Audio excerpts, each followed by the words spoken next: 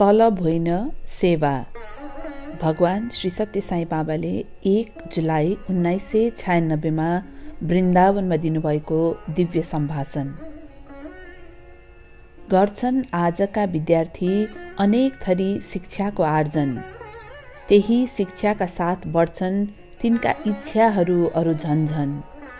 बोल्दामा ती त देखिन्छन् नायक वा हिरो सरी, गर्दा कर्म तीनै ठहरिने पङ्गु वा शून्य सरी।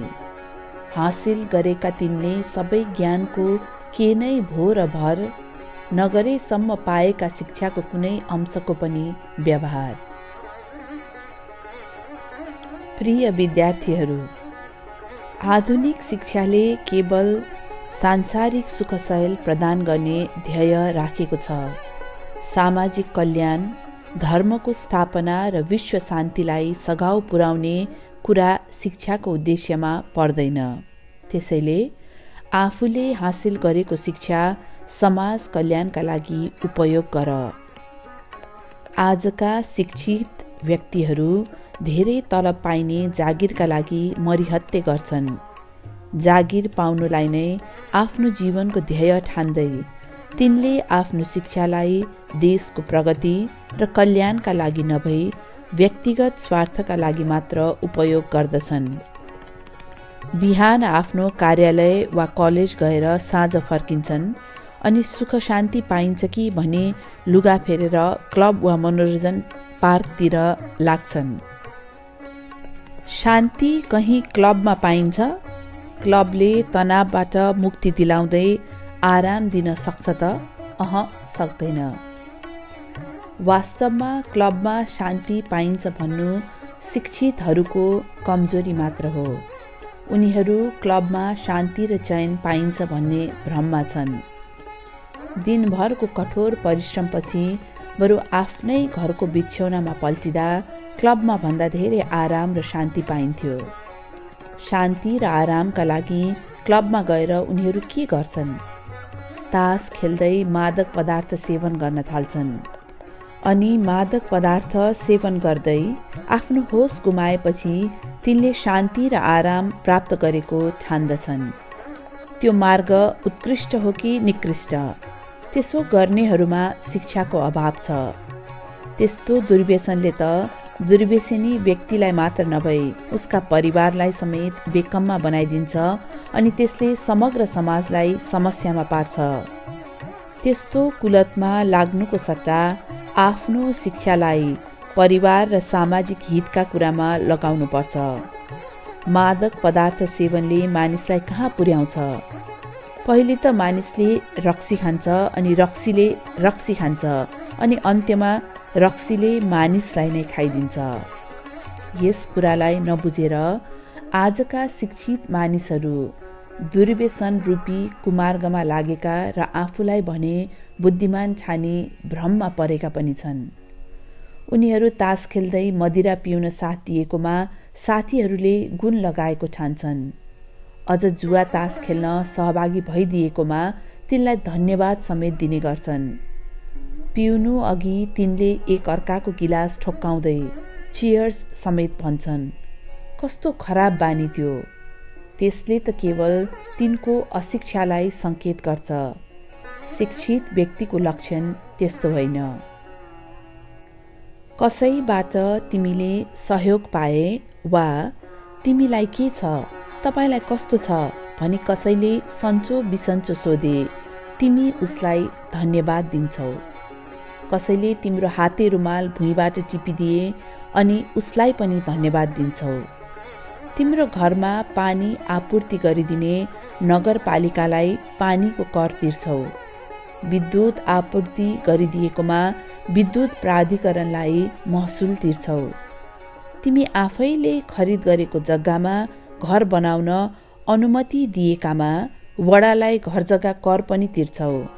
तर भगवानको सम्पूर्ण उदारताका लागि के उहाँलाई तिमीले कर तिरेका वा कम्तीमा पनि धन्यवाद दिएका छौ त? पंखा प्रयोग गर्दा विद्युत प्राधिकरणलाई महसुल बुझाउँछौ, तर हावा दिने भगवानलाई तिमी कर तिर्छौ। अत्यधिक मनमोहक ढङ्गबाट उदाउँदै समस्त संसारलाई उज्यालो बनाउने सूर्यलाई कर तिर्छौ, उसै गरी अत्यधिक वर्षा गरी पृथ्वीमा भएका ट्याङ्की, मुहान, नहर र नदीहरू भरिदिने भगवानलाई कर तिर्छौ। भगवानले प्रदान गर्नुभएको पानी कुनै पम्पबाट फ्याँक्न सकिन्छ? आफ्ना सामान्य मागहरूका लागि तिमी सरकारलाई कर तिर्छौ, तर भगवानबाट प्राप्त गरिएका सबै थोक निःशुल्क छन्। हावा निःशुल्क, पानी निःशुल्क, प्रकाश निःशुल्क, उहाँले सबै थोक निःशुल्क दिनुहुन्छ। समस्त पृथ्वी नै भगवानको उपहार हो। सानो 30 बाई 40 वर्ग मिटरको जमिनको टुक्राको समेत सरकारलाई कर तिर्नुपर्छ। ईश्वरबाट प्रदत्त सबै उपहारको तिमी उपभोग त गर्छौ, तर त्यस बापत उहाँलाई कुन चाहिँ कर तिरेका छौ? यस विषयमा धेरै लेखपढ गरेका व्यक्तिमध्ये पनि चिन्तन गर्ने र सोधखोज गर्ने कोही छन् त? सांसारिक, अस्थायी र क्षणभङ्गुर वस्तुका लागि तिमी थरी थरीका कर तिर्छौ र आभारी बन्छौ, तर तिम्रो जीवनलाई आवश्यक पञ्चतत्व प्रदान गर्नुभएका ईश्वरप्रति कृतज्ञता ज्ञापन गरेका छौ? उहाँले दिनुभएको सुविधाका लागि तिमी कर तिर्दैनौ, तर उल्टो तिमी ईश्वरले तिम्रो यो वा त्यो कुरो पुर्याइदिनु भएन भन्दै उहाँकै आलोचना गर्छौ। तिमीले त्यसरी उहाँबाट धेरै कुरा अपेक्षा गर्नु तिम्रो नितान्त लोभ लालच होइन र? लोभले अरू धेरै थरी दुर्गुण बढाइदिन्छ। लोभ, अहङ्कार र दुष्ट्याइ प्राकृतिक गुण हुँदै होइनन्। मानिसका मुख्य गुण त शान्ति, क्षमा, सहानुभूति र सन्तोष पो हुन्।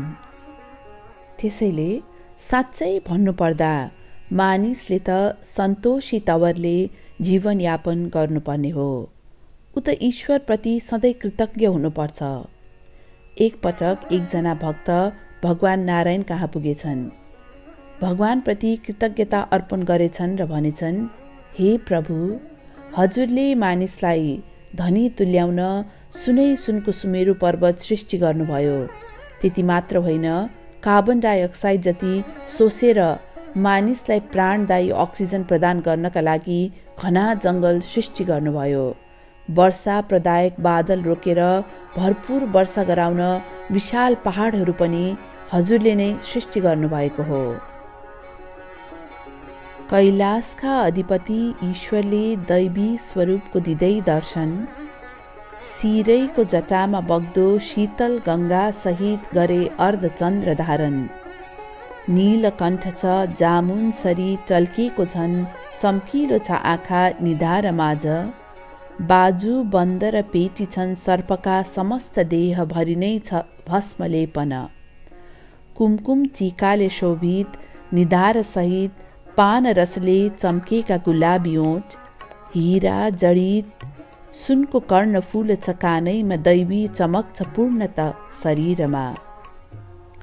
ईश्वरको दिव्यमान स्वरूपले समस्त संसारलाई सुन्दरता प्रदान गर्छ। भगवान शिवले अर्धचन्द्रलाई कुन ठाउँमा धारण गर्नुभएको छ? उहाँले सारा संसार नै चन्द्रका कान्तिले उज्यालियोस् र संसारका सबैले शीतलता पाउन् भन्ने उद्देश्यले आफ्ना शिरमा चन्द्रलाई धारण गर्नुभएको छ। उहाँका जटाबाट अलग्गिँदै बहने गङ्गाले समस्त भूमिलाई सुख, उन्नति र समृद्धि प्रदान गर्छिन्। भगवानको त्यस्तो उदारतालाई बेवास्ता गर्दै मानिस निरस र क्षणिक सुख सुविधाका लागि लालायित बनेको छ। भगवानले मानिसलाई उपहार स्वरूप हृदय दिनुभएको छ। कस्तो प्रकारको हृदय? ईश्वरले मानिसलाई दिनुभएको हृदय प्रेम, दया, शीतलता र करुणाले भरिपूर्ण छ, तर मानिसले यसलाई दूषित पार्दै बिगारिरहेको छ। यस्तो पावन हृदयलाई अपवित्र र अशुद्ध बनाउनु स्वयं मानवताका लागि अभिशाप हो। ईश्वरको निरन्तर उदारताका लागि मानिसले उहाँलाई केही कर तिर्नुपर्छ। प्राचीन ऋषिहरूले त्यसैलाई बलि भन्ने गर्थे। बलि प्रदान गर्नुको तात्पर्य भगवानप्रति कृतज्ञता अर्पण गर्नु हो, तर मानिसले यसको गलत अर्थ लगाउँदै कुनै जन्तुलाई बलि दिएर ईश्वरलाई चढाउनु भन्ने सोचे। बलिको सही अर्थ कुनै जन्तु मारेर ईश्वरलाई चढाउनु होइन। यसको अर्थ त ईश्वरलाई उहाँको निरन्तर उदारताका लागि कर तिर्नु भन्ने हो। एउटै शब्दका धेरै अर्थ लाग्छन्। उदाहरणका लागि शिखण्डी शब्दलाई हेर।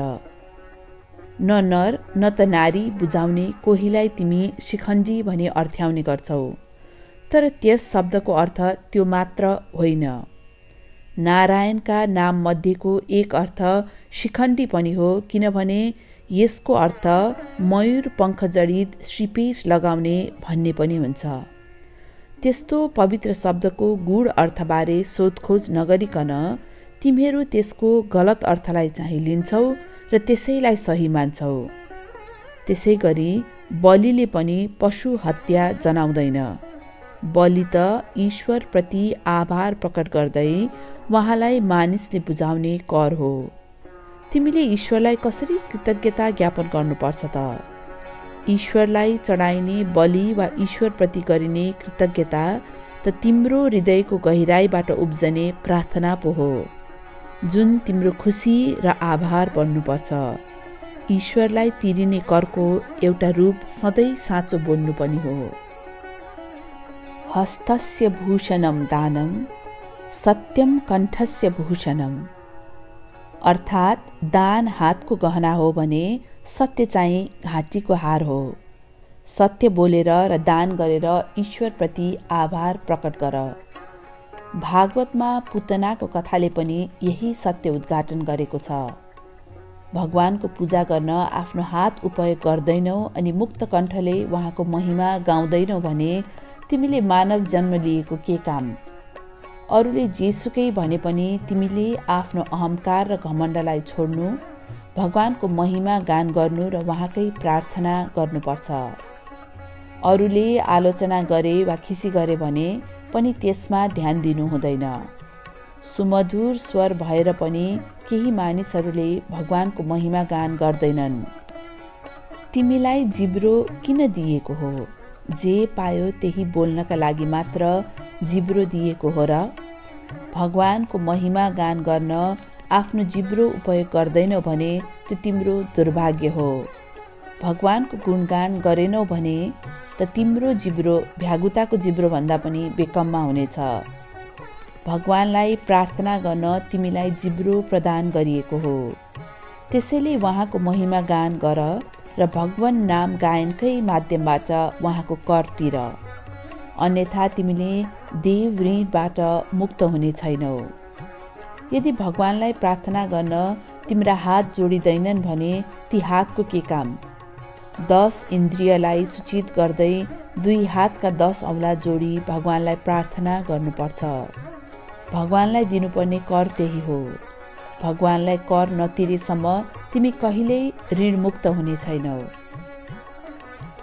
सबै देव स्वरूपहरू नै हुन्। कसैको आलोचना नगर। अरूको आलोचना गर्नु भनेको ईश्वरको आलोचना गरे सरह हो। अरूको आलोचना गर्दा बन्ने छौ पापको भागी, उम्कन्नौ नतिजाबाट कहिल्यै ईश्वर बाहेक छैन है कोही। मानिस अरूलाई आफूभन्दा भिन्न ठान्छ, तर अरू कोही छँदै छैन। ईश्वर मात्र हुनुहुन्छ। सबैजना ईश्वरका रूप हुन्।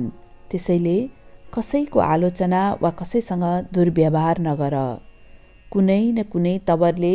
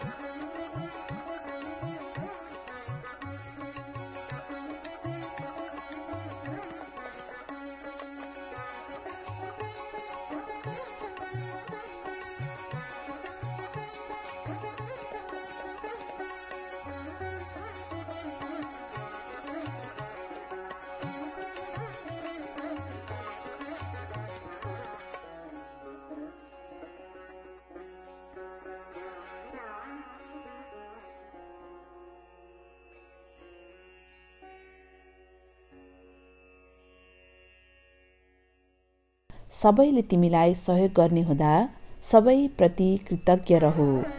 तर मानिस आफ्नो उत्तरदायित्वबाट पन्छिन्छ, अनेक थरी बठ्याइ गर्न खोज्छ। त्यस्ता नाना थरीका बठ्याइ गरेर उसले आफ्नो मानवीयता नष्ट गर्दैछ। यो सबै आधुनिक शिक्षाको प्रभाव हो।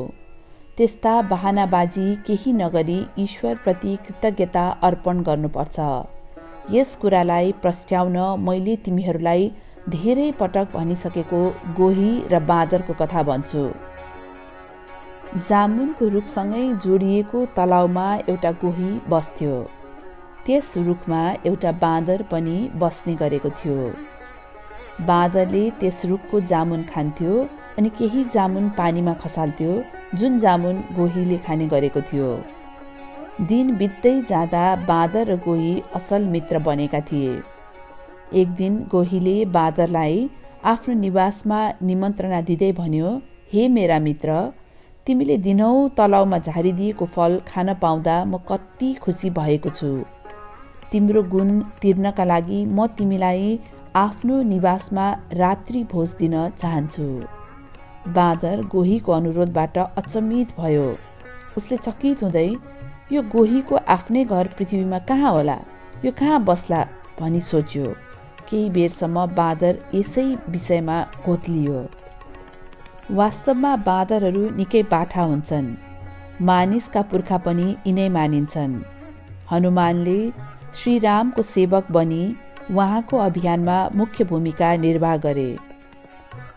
अन्ततः बाँदरले गोहीले आयोजना गरेको रात्रि भोजमा सरिक हुने निधो गर्यो र उसले गोहीलाई भन्यो, म कसरी तिम्रो घर आउन सक्छु?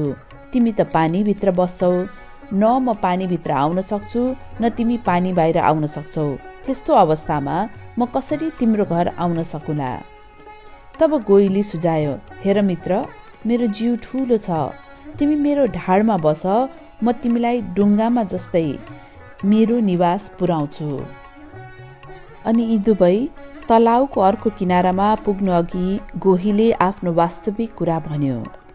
मेरी पत्नीले बाँदरको मुटु चाख्ने इच्छा गरेकी छ। मैले उसको इच्छा पुर्याइदिनु छ, त्यसैले मैले तिमीलाई यो ठाउँमा ल्याएको हुँ। बाँदरले केही बेर सोच्यो र चलाखीपूर्वक भन्यो, तिमी कस्तो सिल्ली! म रुखबाट झर्नु अघि नै तिमीले यो कुरा किन मलाई भनेनौ? तिम्री पत्नी सन्तुष्ट बने म पनि खुसी हुने थिएँ। तिमीलाई त थाहै छ, म जहिले पनि रुखको एउटा हाँगाबाट अर्को हाँगामा हामफालिरहन्छु। त्यसैले मुटु नखसोस् भन्नका लागि मैले आफ्नो मुटु रुखको हाँगामा झुन्ड्याउने गरेको छु। त्यो मुटु झिकेर ल्याउनका लागि मलाई फर्काएर मेरो रुखतिर लगिदेऊ त।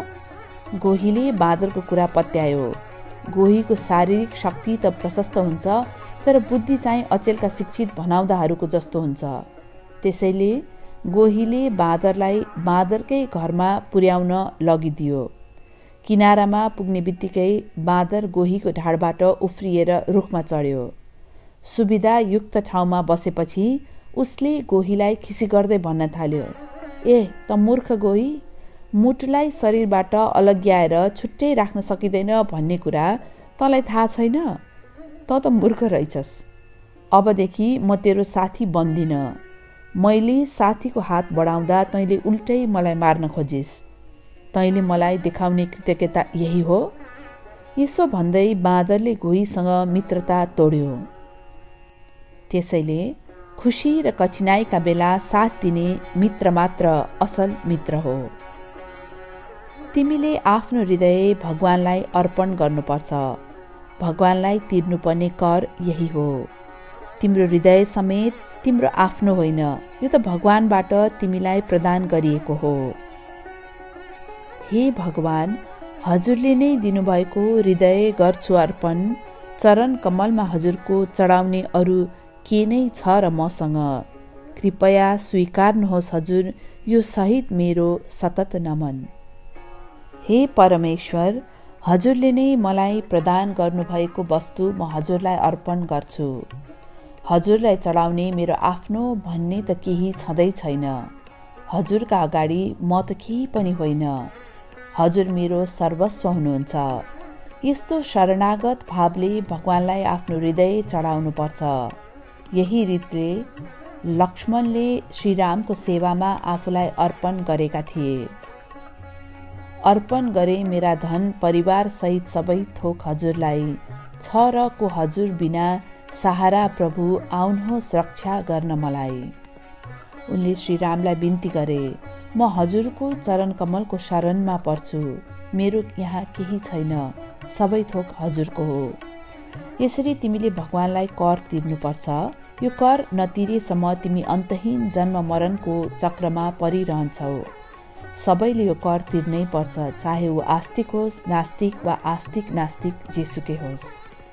मानिसहरू आफूलाई भगवानको भक्त भन्छन्, तर उनीहरू भगवानद्वारा प्रदत्त वस्तुको कर तिर्न तयार छैनन्।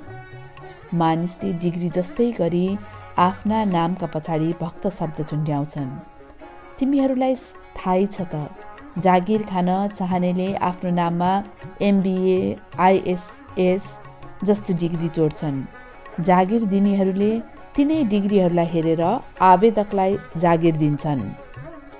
एक पटक एकजना निरक्षर व्यक्ति रमैयाले पनि जागिरका लागि निवेदन दिँदै आफ्नो नाम पछाडि उपाधिको रूपमा TDFS लेखे। त्यो डिग्री लेखिएको देखेर काम दिने हाकिमले त्यसको अर्थ के हो भनी उनीसँग सोधे। तब रमैयाले जवाफ दिए, TD को अर्थ 10 daughters 10जना छोरी र FS को अर्थ 5 sons 5 जना छोरा हो। छोरा छोरी पाउनु पनि कहीँ डिग्री उपाधि हुन्छ त? त्यसैले डिग्रीको प्रदर्शन गर्नुको कुनै अर्थ हुँदैन। शृण्वन्ते विश्वे अमृतस्य पुत्रा, अर्थात् सुन है अमरत्वका सन्तानहरू, तिमीहरूले हासिल गर्नुपर्ने उपाधि र तिमी ईश्वरकै अंश हौ भनी गर्ने अनुभव यही हो। ममै वांसो जीवलोके जीवभूत सनातन, अर्थात् सबै जीवमा भएको आत्मा मेरै अस्तित्वको अंश हो। श्रीकृष्णले गीतामा गर्नुभएको उद्घोष यही हो, तिमी प्रकृति वा पञ्चतत्वका नभई मेरै अंश हौ, तिमी नै मेरो देवत्वको प्रत्यक्ष प्रकटीकरण हौ भनी श्रीकृष्णले भन्नुभएको छ। त्यस्तो दिव्य डिग्री हासिल गर्ने प्रयत्न नगरी तिमीहरू सांसारिक र क्षणभङ्गु डिग्रीका पछाडि लागि परेका छौ। तब तिमीहरूले के हासिल गरौला? छ कमजोर र नाशवान बनेको यो शरीर पञ्चतत्वले 100 वर्ष आयु तोकिए पनि यसै भन्न नसक्ने कसैले कुनै पनि समय छाड्नु पर्ने छ भौतिक शरीर, चाहे ती भएका किन नहुन् वृद्ध, युवा वा किशोर। मृत्यु छ है सुनिश्चित, हरेकले शरीर नासिनु अघि नै गर्नुपर्छ है प्रयत्न आफ्नो साँचो प्रकृति जान्न। मृत्युले कसैलाई पनि छोड्दैन। यो कहाँ, कसरी र कति बेला आउँछ भन्ने कसैलाई थाहै हुँदैन। त्यसैले कालले गाँच्नु अघि नै आफूलाई ईश्वरमा अर्पण गर। शरीर सधैँ रहने छैन, यो त पानीको फोका समान हो र मन भने बौला बाँदर जस्तै हो। शरीरको भर नगर, मनको भर नपर, सचेत हो। आत्मीय सिद्धान्त अर्थात् हृदयकै अनुसरण गर। आफ्नो हृदय भगवानलाई अर्पण गरी सच्चा साधक बन। केही समयमै ओइलाएर जाने पत्र, पुष्प वा फल मात्र होइन, भगवानसँग सबै थोक छ। तिमीसँग भएको अनि भगवानसँग नभएको कुनै चिज छैन। भगवानसँग कति बहुमूल्य वस्तुहरू छन् भन्ने कुरा कसैलाई थाहा छैन, तिमीलाई समेत थाहा छैन। उहाँले तिमीलाई कति बहुमूल्य वस्तुहरू दिनुभएको छ, तर तिमी उहाँलाई पत्र, पुष्प र फल जस्ता तुच्छ कुराहरू मात्र चढाउँछौ। तिमीले उहाँलाई बुझाउनु पर्ने कर यही हो त। वास्तवमा तिम्रो शरीर पात, हृदय फूल, मन फल र दुःखको होइन सुखको आँसु चाहिँ जल हो। तिमीले भगवानलाई यही अर्पण गर्नुपर्छ। भगवानलाई अर्पण गर्नुपर्ने यस्ता बहुमूल्य वस्तुहरू र शाश्वत सत्यलाई बुझ्ने प्रयत्न तिमी गर्दैनौ। आफ्ना इन्द्रियले अनुभव गरी आँखाले देख्न सक्ने भौतिक वस्तुहरू मात्र तिमी भगवानलाई चढाउँछौ। ती सबै वस्तुहरू कुनै न कुनै दिन नाश हुनेछन्। यस संसारमा भएका जति पनि वस्तुहरू छन् ती सबै अस्थायी र नाशवान छन्। एउटै वस्तु मात्र स्थायी छ र त्यो हो आत्म सिद्धान्त। व्यञ्जन, परिकार, नसालु पेय वा जुवा तासमा शान्ति हुँदैन। ती दुर्व्यसनले मानिसलाई कुमार्गमा लैजान्छन्। खाएर शान्ति पाइने भए सबैजना 24 घण्टा खाइरहन्थे। मानिस खान र पिउन मात्र जन्मिएको होइन, उसले बाँच्नका लागि खानुपर्छ, खानका लागि बाँच्ने होइन। यो शाश्वत ज्ञान अरूलाई बाँड्दै र उनीहरूलाई पनि पावन मार्गमा लगाउँदै मानिसले आदर्श जीवन जिउनुपर्छ। त्यसैले शाश्वत सत्य के हो त्यो अरूलाई पनि बताऊ। विद्यार्थीहरू, तिमीहरूले आफ्नो शिक्षाको सदुपयोग गर्नुपर्छ। आफू सँगैका साथीभाइमा आफूले पाएको शिक्षाको सार बाँड्दै उनीहरूलाई सुमार्गमा हिँड्न मद्दत गर। आफ्नो पेट भर्नकै लागि मात्र शिक्षा चाहिएको होइन। शिक्षा त ज्ञान प्राप्तिका लागि हो। त्यो ज्ञान के हो? शाश्वत र क्षणिक, स्थायी र अस्थायी बीचको भेद छुट्याउन सक्ने विवेक नै साँचो ज्ञान हो। त्यसैले विवेकलाई सबै ज्ञानको सार भनिएको हो। आज मानिस पूर्णतः बेचैन छन्। तिनलाई आफ्नो बेचैनीको खास कारण पनि थाहा छैन। अनि कसरी उनीहरू त्यसबाट मुक्त हुन सक्छन्? तिनले त्यो बेचैनीको रोग निको पार्न उचित उपाय पहिलाएकै छैनन्। तिमी आफ्नो आँखामा मलम लगाएर दुखेको पेट निको पार्न सक्छौ? कुनै एउटा रोगबाट ग्रसित छौ तर अर्कै रोगका लागि बनेको औषधि खाँदैछौ। उसै गरी बेचैनीको रोगले ग्रसित भएका छौ अनि त्यसलाई निको पार्न खोजिरहेका छौ।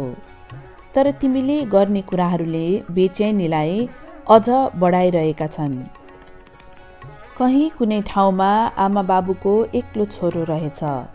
त्यसैले आमा बाबुले त्यस छोरालाई असाध्यै माया गर्दा रहेछन्। एक दिन ऊ घरका कुनामा खेल्दै गर्दा उसलाई बिच्छीले डसेछ। रुँदै ऊ बुबा कहाँ पुगेर आफूलाई बिच्छीले डसेको कुरा भनेछ। बाबु चाहिँ दौडदै डाक्टर कहाँ पुगेछन्। डाक्टरले मलम दिँदै भनेछन्, बच्चालाई बिच्छीले कहाँ टोकेको हो त्यहाँ लगाउनु। त्यसो गर्नाले बिच्छीले डसेको ठाउँ लाटो हुनेछ अनि तपाईको छोराको दुखाइ कम हुनेछ। चिन्ताका कारण डाक्टरले भनेको कुरा राम्ररी नबुझिकन दौडिँदै आएर आफ्नो छोरालाई बाबुले सोधेछन्, बिच्छीले तिमीलाई कहाँ टोकेको हो? छोराले घरको कुना देखाउँदै भनेछ, बिच्छीले मलाई त्यहाँ टोक्यो।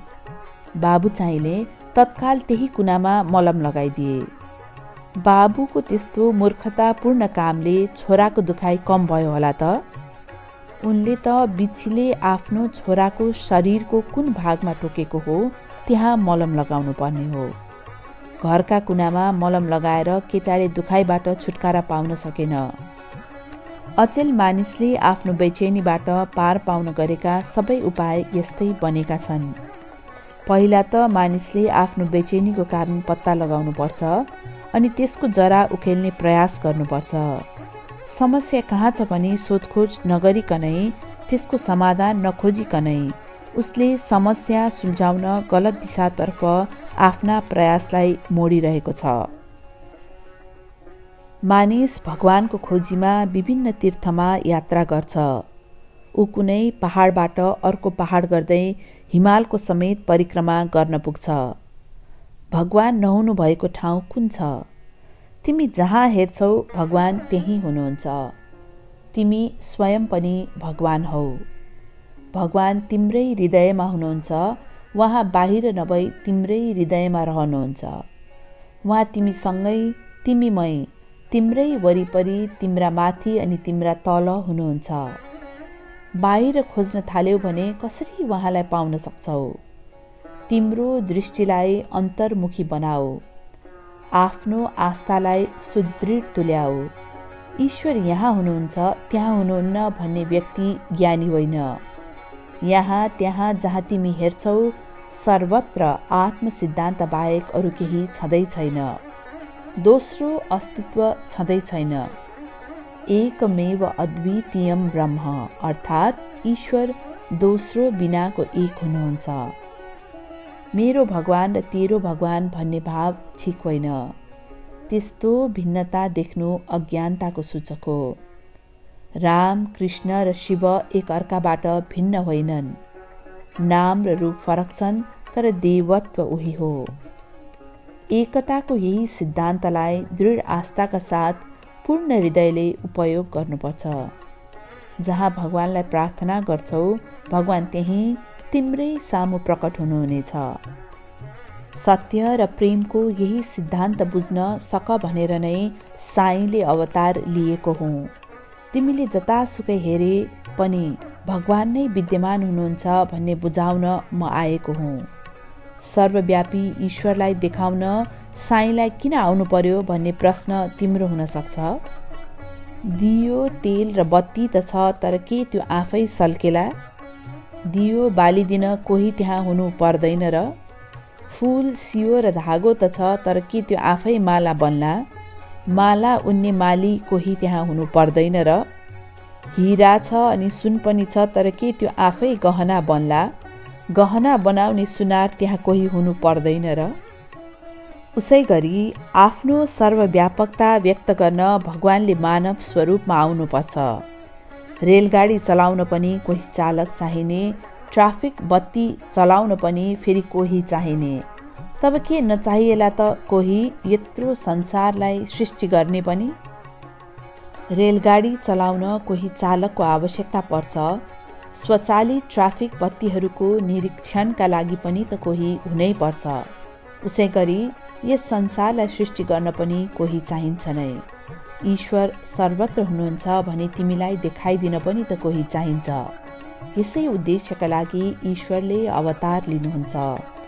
यस तथ्यलाई बताउन मात्र नभई ईश्वरले आफ्नो प्रेम वर्षाउन पनि अवतार लिनुहुन्छ। त्यसो भए तापनि तिमीले थापेको भाँडो अर्थात् हृदयका आकारमा तिमीले पाउने प्रेम निर्भर गर्दछ। त्यसैले प्रभुको दर्शन, स्पर्श र सम्भाषणद्वारा आफ्नो भाँडाको आकार बढाऊ। आफ्नो पात्रको आकार ठुलो बनाउन सकेकै अनुपातमा तिमीले अमृत जम्मा गर्न सक्छौ। जय श्री राम।